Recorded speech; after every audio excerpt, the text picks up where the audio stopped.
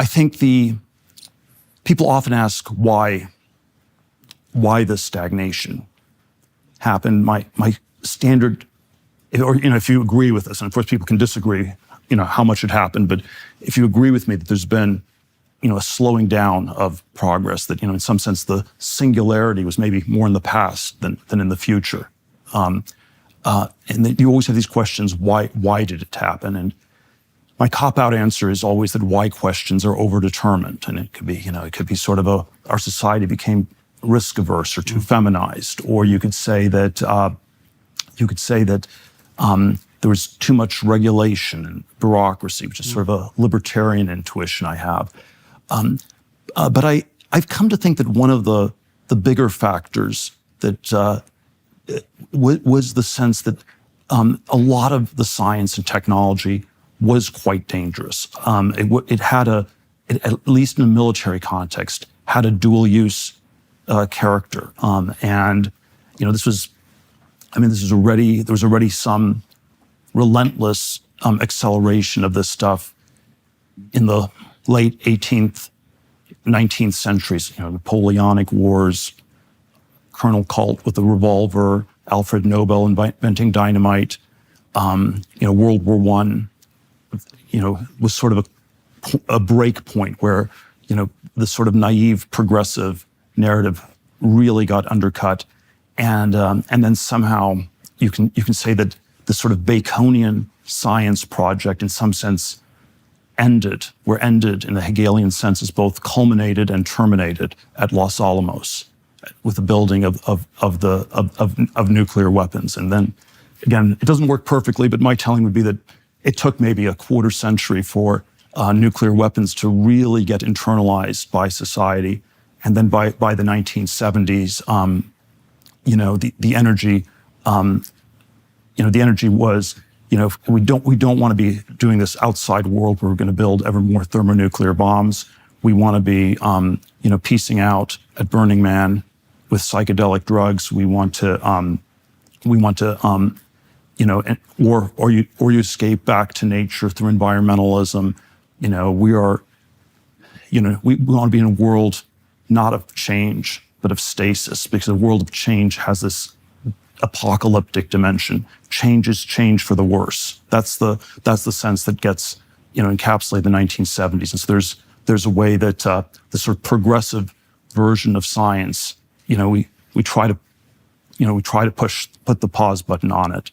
The places where it's still allowed, you can say, are the most inert. So in a way, the world of bits was seen as incredibly inert because you're not building bombs, you're not building weapons with it, and then of course even there's some sort of way in which the ideas on the internet maybe they do translate into reality every now and then. What happens on Twitter or X doesn't always stay there. Most of the time it stays there, so it feels like it's this extremely angry, intense conversation. But every now and then it still translates to the real world. So the internet, you could say, was allowed because it was sort of a safe space. It was a place where the sort of violence could be contained. And then even there, probably not totally, and even there people felt it was like maybe too much. But yeah, it's the sort of apocalyptic background of late modernity where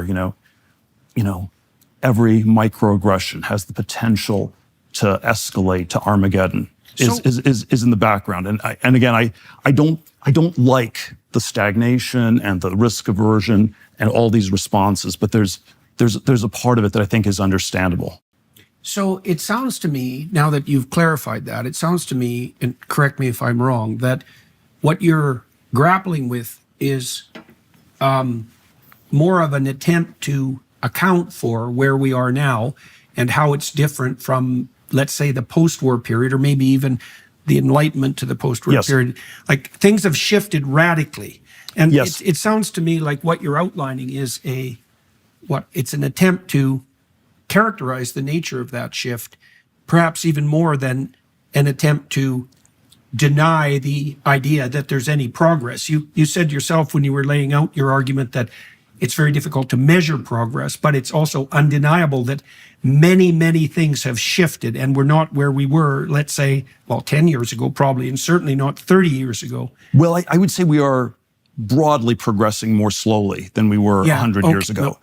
We are still progressing in some dimensions. They're maybe still too fast and too scary for people, but the big thing that has shifted vis-a-vis, let's say, the world of 1913, pre-World War I, is that we feel like we are in an apocalyptic age. That there is there is a dimension of science and technology that has a dark dimension, and it's a trap that humanity may be setting for itself.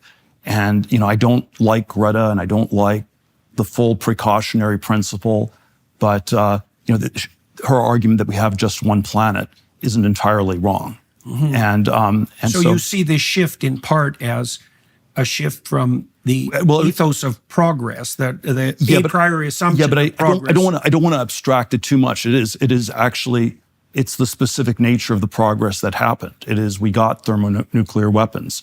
We we are powerful enough to affect the environment. I'm not sure whether carbon dioxide is the most important dimension, but there are probably a lot of dimensions where the environment can be impacted in very radical ways. We can probably build very dangerous bioweapons. Maybe that's even what was going on in the Wuhan lab. We can, there are dimensions of AI that are, potentially violent and very dangerous. And you don't have to necessarily believe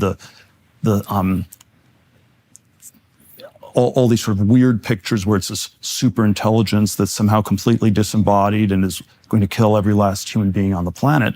But there are natural ways to combine it with weapons technology that feel unsettling. And just a simple example is that we have this drone technology. That's again a new form of technology that's come to the fore in the conflict between Russia and the Ukraine, and you have a human in the loop, but the human can get jammed, and so the natural fix is to put AI on the drones and turn these into more autonomous weapon systems, and that's seems inevitable. That seems like the natural, logical thing to do, and then even I, as a pro-tech person, have to say I find that somewhat unsettling.